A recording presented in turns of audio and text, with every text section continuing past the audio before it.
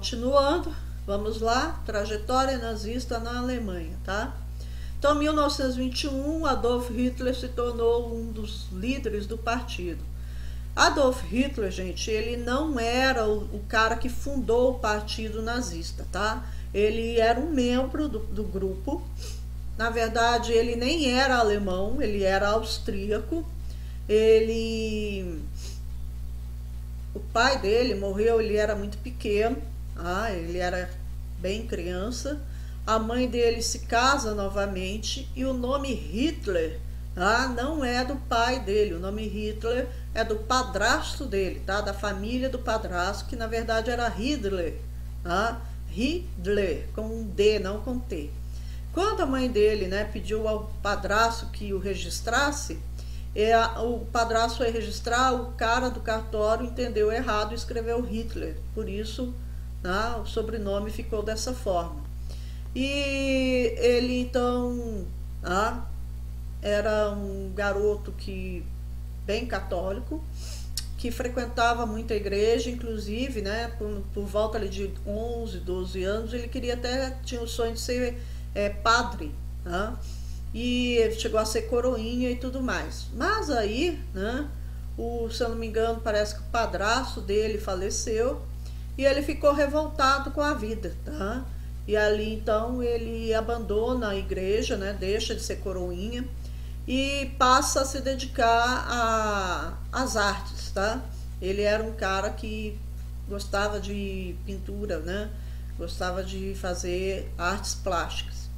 E ele então tinha o sonho de fazer depois Academia das Belas Artes, e ele foi para a cidade, não vou me lembrar o nome agora, mas ele foi lá para a capital da Áustria, e lá ele tinha lá a academia, e a mãe dele sustentava ele, e ele tentou ele tentou entrar nessa academia, ele fez o teste, foi recusado.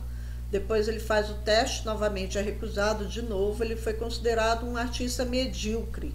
Não que ele fosse ruim, gente. Se você pegar o quadro deles, ele não era ruim, mas medíocre. Ele era considerado, para o nível da Academia de Belas Artes, ele era considerado mediano, tá? Nem bom e nem ruim. Então, para a academia ele não tinha como, tá? Não tinha como ele entrar. Aí, a partir daí, ele passou a ser sustentado pela mãe, Ela enviava para ele uma pensão e ele continuou vivendo lá. Aí, depois de um tempo, a mãe dele faleceu, e ele então ficou sem essa pensão. E isso leva para viver uma vida de precariedade. Ele passa a viver nas ruas e começou a viver de bico, fazia as suas artes nas ruas e vendia para as pessoas.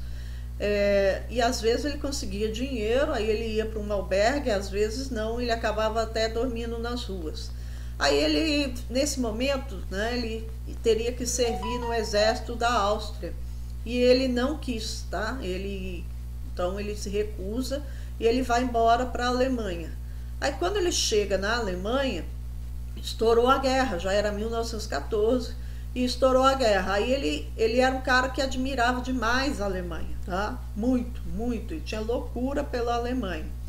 Resultado, ele acaba, a Alemanha entra em guerra e ele fala, vou ser um voluntário. Aí ele vai para o exército alemão como voluntário, luta a Primeira Guerra Mundial. Ele era um mensageiro no front, nas trincheiras, que era um dos piores cargos que tinha, porque era muito arriscado, que ele tinha que percorrer toda a trincheira e levando as mensagens para o alto comando de um lado para o outro. Então era um risco muito grande.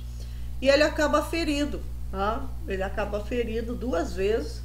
A primeira vez foi um ferimento mais leve, a segunda foi mais grave, que explode uma bomba parece que gás mostarda próximo dele, e ele acaba ficando com problema na visão. Ele é levado para um hospital de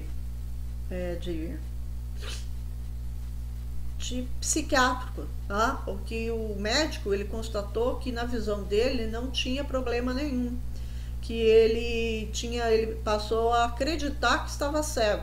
Então era psicológico. E ele ficou 6 meses sem enxergar, tá? Não é que era frescura dele, gente. Na mente dele, a bomba tinha, né, o gás tinha queimado a retina dele e ele tinha ficado cego. Ele passou a crer nisso piamente. E aí ele fica nesse hospital psiquiátrico praticamente até o fim da guerra sob tratamento.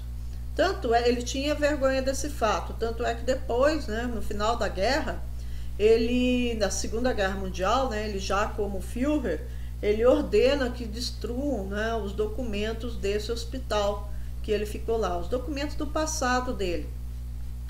Provavelmente ele queria esconder alguma coisa. Resultado, ele então volta, aí termina a guerra, ele foi uma das pessoas que ficou extremamente insatisfeita com o final da guerra, porque ele achou uma injustiça muito grande, né? O que o imperador e os dois generais fizeram com a Alemanha, a rendição.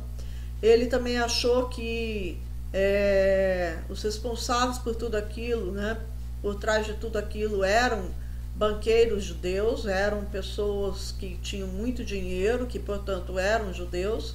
Ele então passa a culpá-los, né, e a culpar muita gente por tudo. Ele fica então uma pessoa que já era meio amargo mesmo, agora ele ficou extremamente amargo.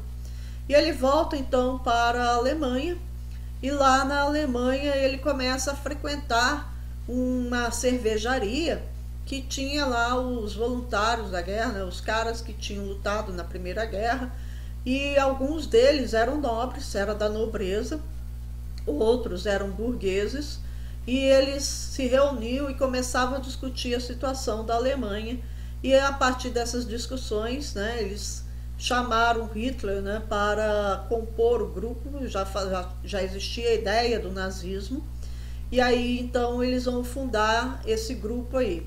E o Hitler ele começa a se destacar entre eles quando ele começa a discursar, porque ele tinha assim o dom da oratória, né? Ele falava e chamava a atenção de muita gente, ele atraía muita gente quando ele começava a falar. E ele podia falar por horas a fio, sem se cansar, e as pessoas ficavam atentas, presas ao que ele estava falando. E, né, nos seus discursos ele sempre enaltecia o povo alemão, né, a raça ariana, e ele sempre enaltecia também a luta na Primeira Guerra Mundial e dizia que os culpados, né, pela situação econômica da Alemanha, naquela situação toda de precariedade que eles estavam vivendo, eram os judeus. E as pessoas então sedentas por ver um responsável por tudo aquilo, né, passam a dar muito ouvido para ele e ele começa a ascender. Então em 1921 é fundado o partido e ele já é uma pessoa de destaque nesse partido. Aí em 1923, né, em 1922 teve aquela marcha sobre Roma, quando o Mussolini, né, assumiu o poder na Alemanha, na Itália. E eles então falaram o seguinte: por que a gente não copia o Mussolini e faz a mesma coisa aqui? Vamos dar um golpe também, vamos pressionar, né, a República de Weimar, vamos derrubar a República e vamos tomar o poder e implantar o nazismo. E eles então fizeram um planejamento que a partir da cervejaria ali, por isso é o golpe da cervejaria, ou Putsch de Munique, que significa golpe, né? Eles acreditavam que eles iriam sair às ruas gritando, né, com armas em punho, e que a população iria aderir e apoiá-los. Tá? Eles não sabiam que eles estavam extremamente enganados, porque não foi isso que aconteceu. Quando eles começam a iniciar, né, os gritos dele, com armas em punho e sair para a rua marchando, veio então as tropas do governo e acabou sufocando o movimento, né, e teve um confronto ali e vários deles foram presos, inclusive o Hitler.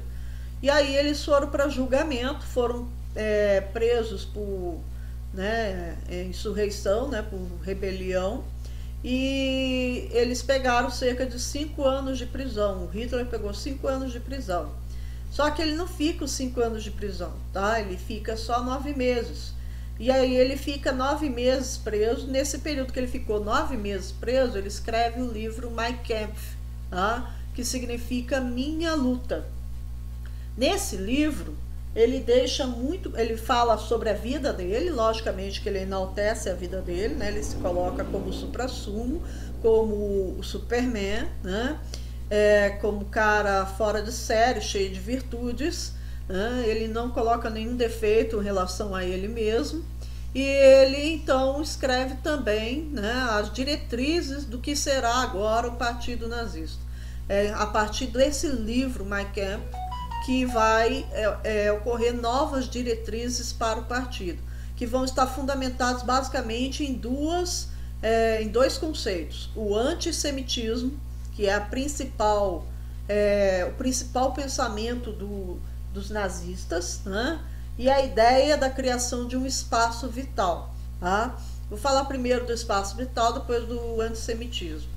O espaço vital é a ideia que o Hitler passa a ter de unir, de formar o chamado pan-germanismo, que era unir todos os povos de origem germânica no mesmo espaço territorial, tá? Um espaço geográfico. Esse espaço geográfico com, né, os povos germânicos inseridos nele, iria crescer e se tornar uma superpotência mundial que dominaria as demais nações que eram inferiores a essa grande Alemanha, né, formada por esse espaço vital. Que o povo, por que ele tinha certeza disso? Na cabeça dele, gente, o povo germânico ele era superior, ele era a raça ariana, então é a melhor raça do mundo, né? As pessoas mais inteligentes, mais fortes, mais decididas, né? Cheia de virtudes, e que portanto cabia a essa turma, esses arianos, né, dominarem o mundo porque eles eram inferiores. E dos inferiores haviam os mais inferiores ainda. Então tinha os patamares na cabeça dele, tá? Então lá na ponta, o suprassumo são os arianos, incluso ele, né? E lá embaixo, na base da pirâmide, né, a ralé, né, no pensamento deles, a ralé, aqueles que não prestavam para nada, que precisavam ser exterminados, os judeus. Por isso o pensamento antissemita, que os judeus eles são de etnia semita, tá? Então a ideia de que ele tinha que exterminar, portanto, os judeus, porque os judeus era como uma raça perniciosa, né? Era como uma raça que contaminava os arianos, que prejudicou, né, a Alemanha na sua economia, que afundou a economia alemã, que eles eram responsáveis pelos males da Alemanha, que portanto tinham que pagar pelo que eles fizeram. Era bem doentio, né, a mentalidade dele, e o detalhe é que muita gente, né, compartilhou dessa mentalidade doentia, né, e passa então a apoiar essas ideias. Agora tem um detalhe, gente, o antissemitismo ele não nasce com o Hitler, tá? O antissemitismo já existia na Europa desde o período medieval. Então, desde de tempos em tempos acontecia perseguição que os cristãos, entre aspas, tá, gente? Cristão não tem nada, tá? Entre aspas. Mas que as pessoas na Europa que não eram judias exerciam perseguição aos judeus. Então, de tempos em tempos acontecia lá um extermínio, né, de um bairro inteiro, entravam nas casas das pessoas, roubavam, saqueavam e matavam os judeus só pelo fato de ser judeu. Sora, de onde que vem toda essa raiva, todo esse ódio aos judeus? Tá? Da ideia, né, de que foi criada, né, nas pessoas de que os judeus foram responsáveis pela crucificação de Cristo. E uma coisa tão impressionante que as pessoas tinham isso tão fixo na mente que elas não paravam para pensar, né, que Cristo era judeu. Tá? Elas não paravam para pensar que os discípulos, os apóstolos eram judeus. Tá? Nenhum deles não era judeu, todos eles eram judeus. Tá? Então eles tinham esse ódio, e tinha gente que tinha um ódio tão profundo que sequer sabia que Cristo tinha sido judeu e não admitia isso, tá, gente? Ainda tem esse detalhe. Quando ficou sabendo, não admitia. Então a situação ela já era crítica com relação aos judeus, já havia essa perseguição.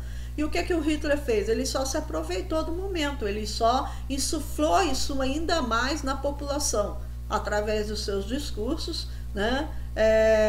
e das ideias que ele ia incutindo na mente das pessoas. Então ele só vai tornar maior aquilo que já existia, tá bom? Em 1933, o Hitler ele ascende ao poder.